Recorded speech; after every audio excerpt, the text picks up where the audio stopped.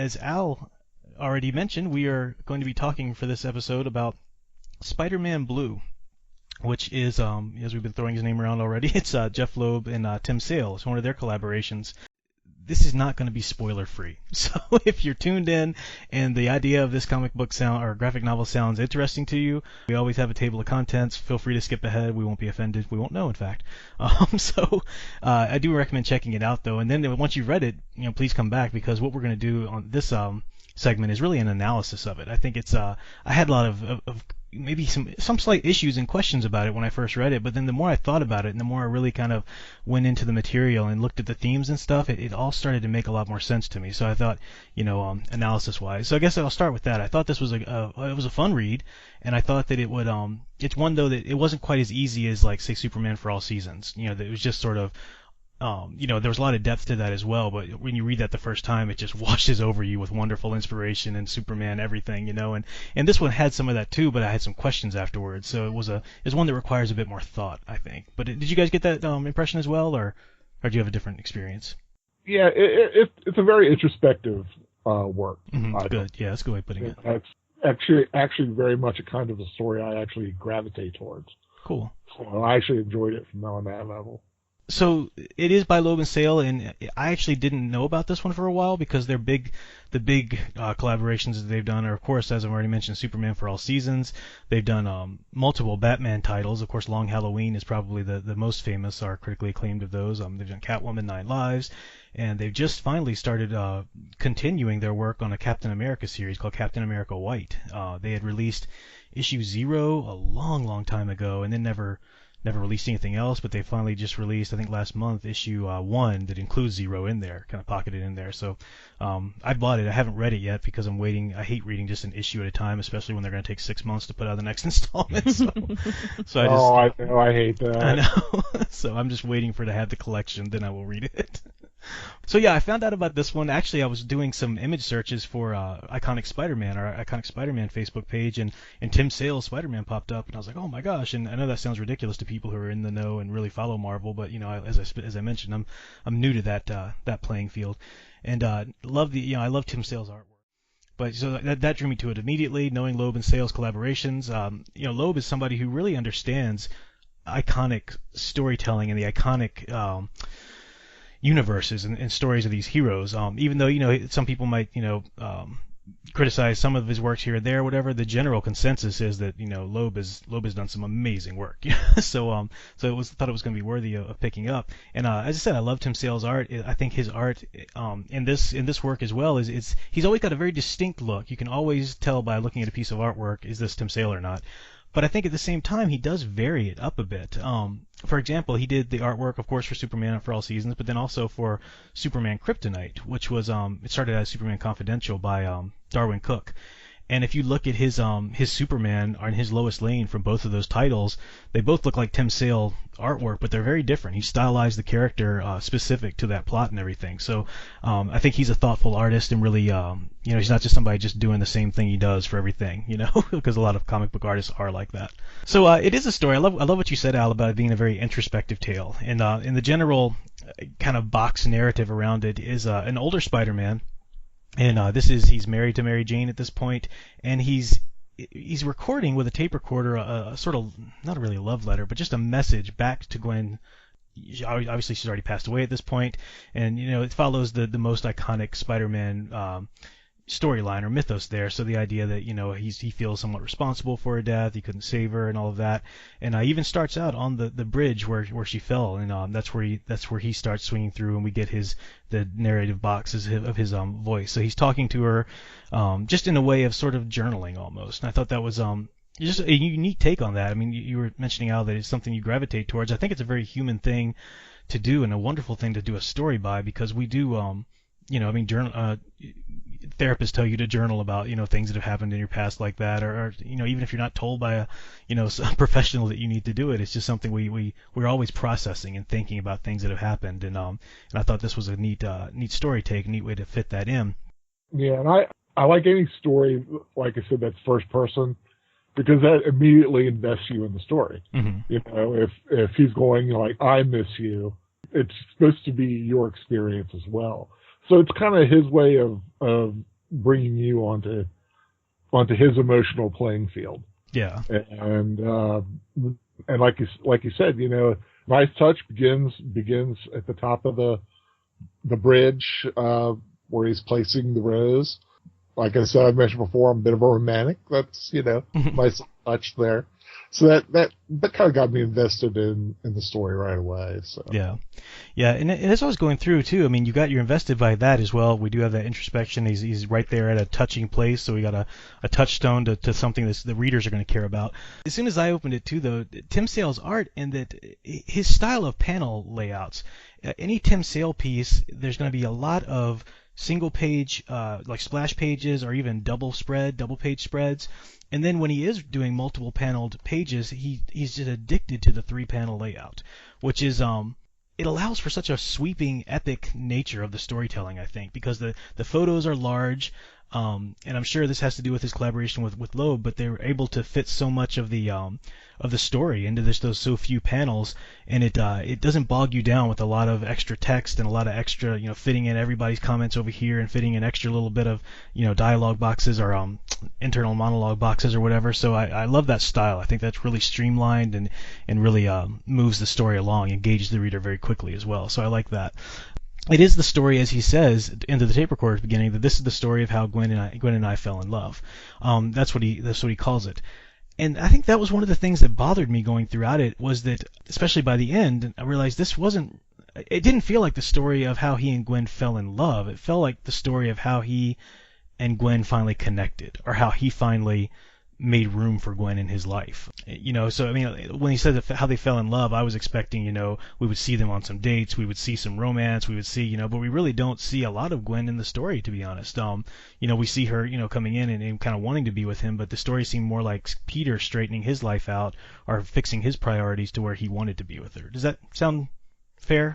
Oh yeah, and you're right. At the end of and I think it's a 6-issue story. Mm-hmm.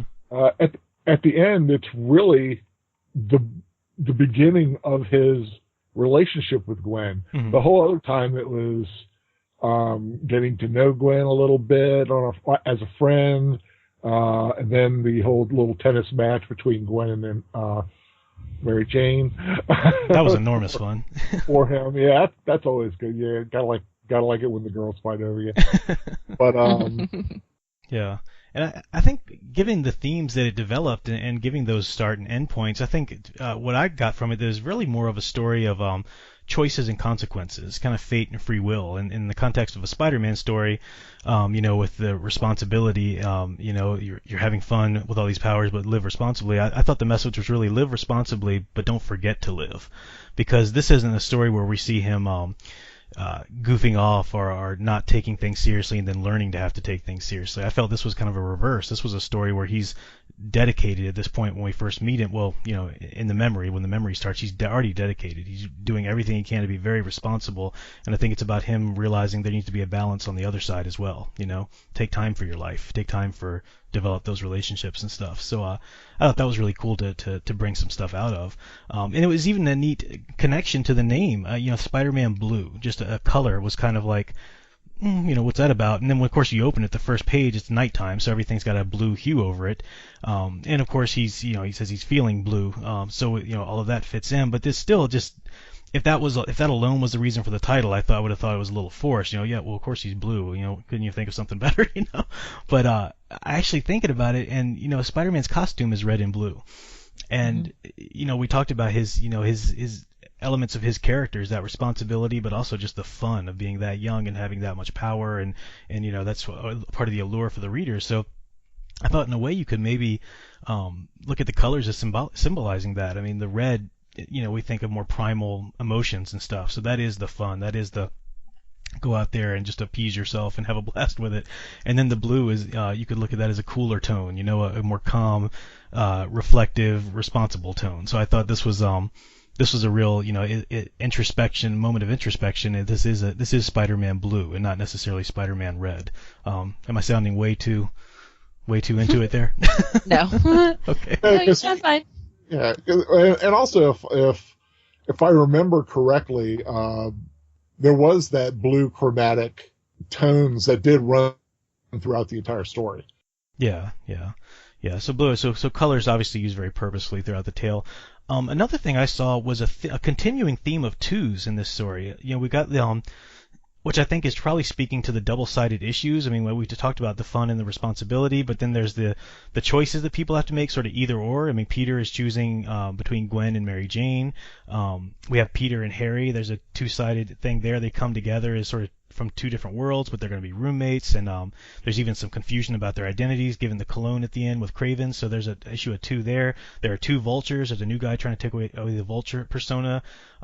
Peter chooses to move out from Aunt May's into Harry's place, and Flash Thompson chooses to go join the military. So I thought that Peter chooses Gwen, of course, in the end, even though fate would have otherwise. But so I thought that was a theme that picked up on early as I was reading through. It was like, okay, this is gonna mean something. This clearly is about choice. It's about an either or that has to play into it, in some way. And I got to think about that more. In choice, it's a measure of control, and or it's at least attempted control. But it's in this story, it shows that whatever people choose, it's constantly thwarted by fate.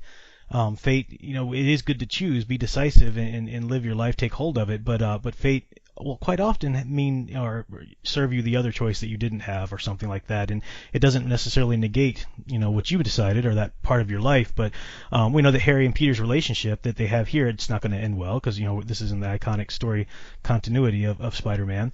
We know that Gwen does eventually die. Peter actually ends up with Mary Jane anyway, so he the one that he didn't choose there. So the theme of fate versus choice, I thought, it's also mirrored with Craven. Craven's the main villain, and he's a hunter. So he's hunting and thinking about animal instincts in nature, and he's going after Spider-Man, of course, Spider. So here's an animal, and he chooses these animal-like villains to use in his plan too. At first we have the Scorpion, then the Rhino, then the Vulture.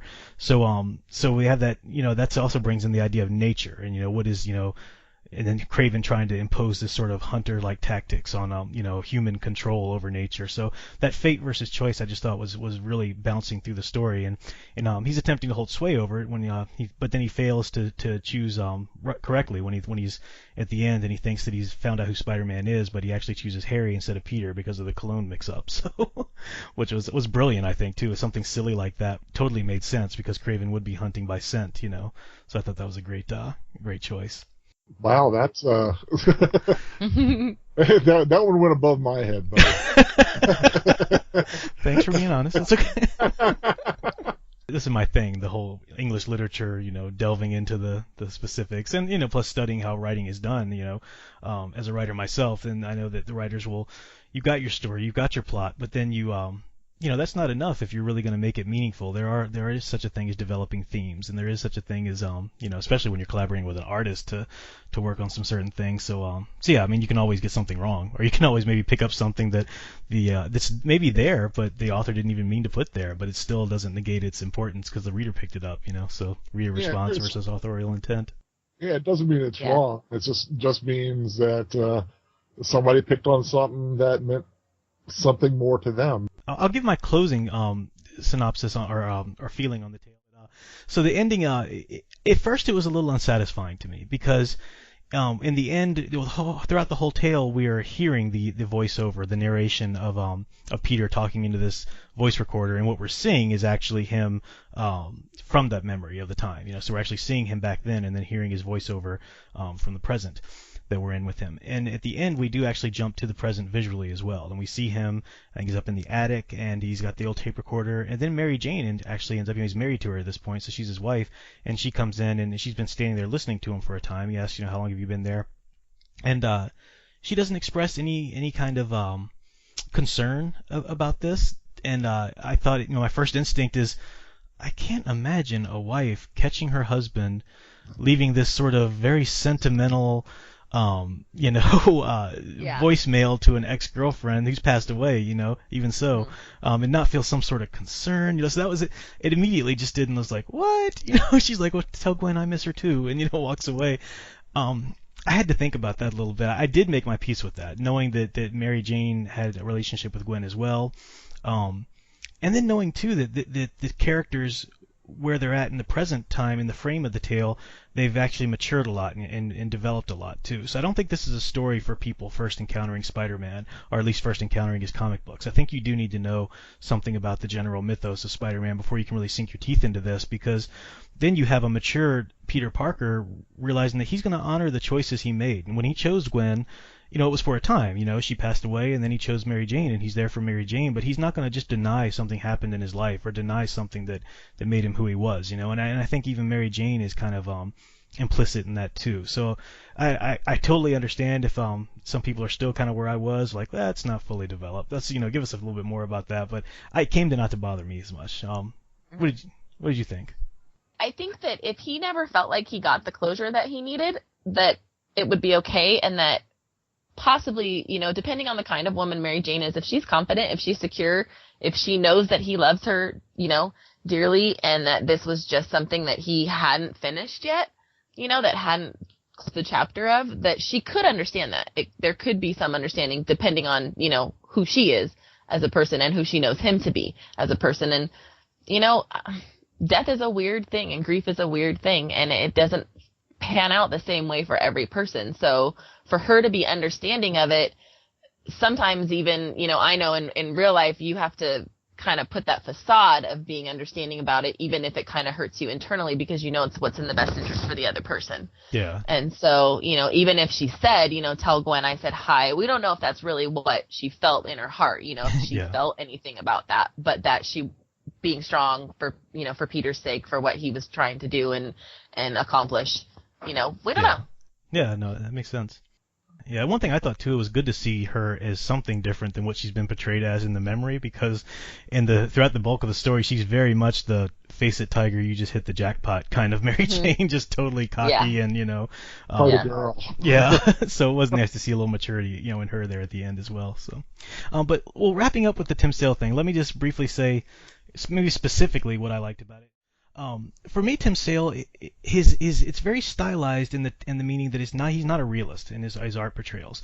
A lot of comic book artists specifically nowadays, well, not all, I guess it's kind of split down the middle probably, but there's a faction of comic book artists that are trying to look like a TV screen. It's still idealized forms, and male and female forms are idealized, and but there's a realism to the crispness of the picture. And Tim Sale, you don't get that. I think Tim Sale, you get a combination of that and very much he flattens out a lot of his art sometimes. He looks, I'm trying to say this the right way, there's a childish element to his art. Not that he's not childish as in not good enough or only at a child's level of talent, but there's just that element of fun, and there's just that element of knowing that this is a like Tim Sale strikes me as somebody that would have enormous fun with a box of crayons, and probably make some great stuff.